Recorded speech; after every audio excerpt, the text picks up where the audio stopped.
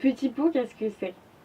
C'est de la couture, des essuie-tout lavables, des mouchoirs, du papier toilette, des protège-slips pour les femmes, des petits sambons.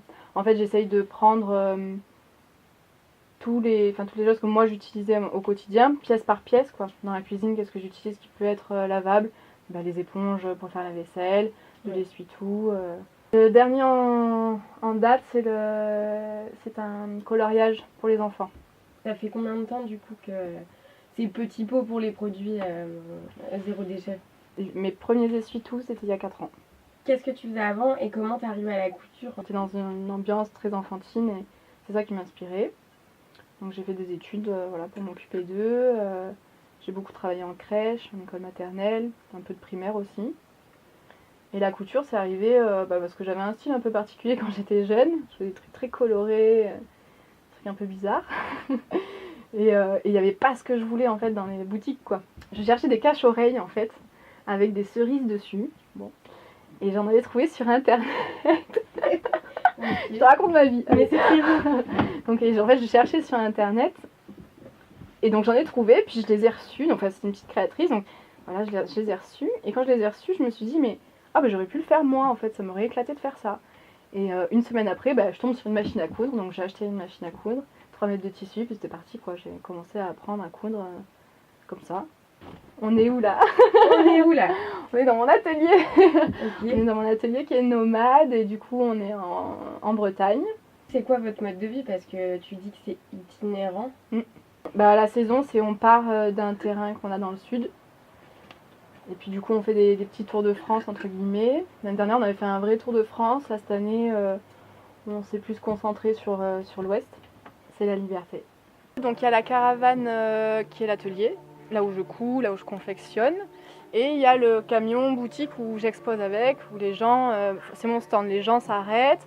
Il y a le premier stand qui est dehors et puis ils rentrent. Et là ils peuvent découvrir d'autres choses et vraiment rentrer dans ma petite bulle univers boutique, quoi.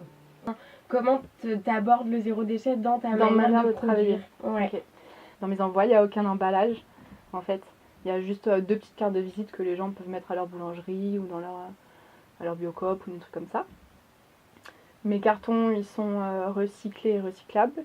Ce choix de prendre du tissu neuf, parce que j'ai vraiment un univers artistique en fait qui est là en moi en fait, et je peux pas le retrouver dans de la récup, ou du moins c'est beaucoup plus compliqué, ça prendrait trop de temps, et pour le coup ça prendrait trop de trucs à récupérer, tu vois, enfin ça aurait pas un sens en fait. Par exemple, je dis n'importe quoi, dans une chemise, je vais pouvoir prendre un carré, voire 2, mais c'est tout, et du coup j'aurai beaucoup plus de chutes que quand j'utilise du tissu neuf. Donc le bio, c'est agriculture bio et teinture bio. Le Ocotex, c'est comme de la culture raisonnée, c'est-à-dire que il n'y a pas forcément de gros impacts sur l'environnement ni sur la santé. Et du basique, là pour le coup c'est du coton et des teintes qu'on trouve partout, quoi. J'ai mis en place aussi le trajet à la poste 2 fois par semaine pour éviter de me faire vraiment des allers-retours trop. Nous on est au solaire, alors pas à 100%. Mais tout ce qui est machine à coudre, tout ce qui est ordinateur, lumière, etc. Et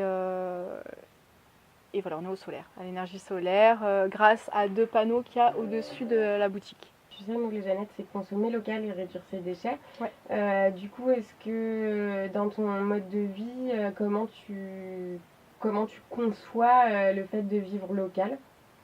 J'aurai une réponse qui va pas forcément vous plaire, mais étant nomade, c'est compliqué.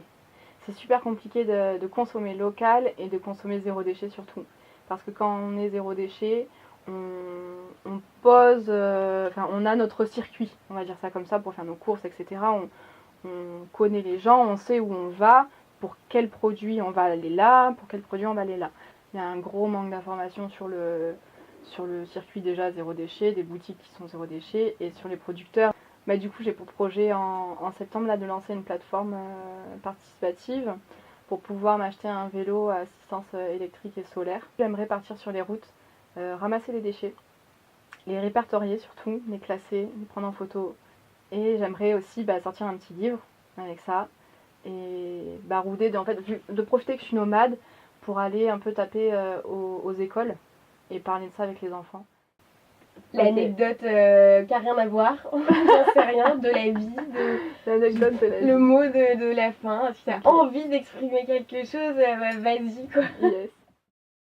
Je revois ma grande sœur et moi sauter sur un trampoline. Le coucher de soleil était fabuleux. Il y avait du vent sur mes joues rondes, mes cheveux en bataille comme d'habitude. Je devais avoir 5 ans peut-être. Nous étions à la plage lors d'un voyage avec le camion des Pétroises à Vienne de mes parents. C'était un incroyable moment de liberté. Je crois qu'au fond ma vie nomade vient de ce moment précis, la recherche de la liberté pure et simple. Chaque moment, même les plus banals, peuvent changer profondément une vie. Merci à la mer, au trampoline, au Saviem et surtout merci à mes parents et à ma sœur qui sont vraiment extraordinaires.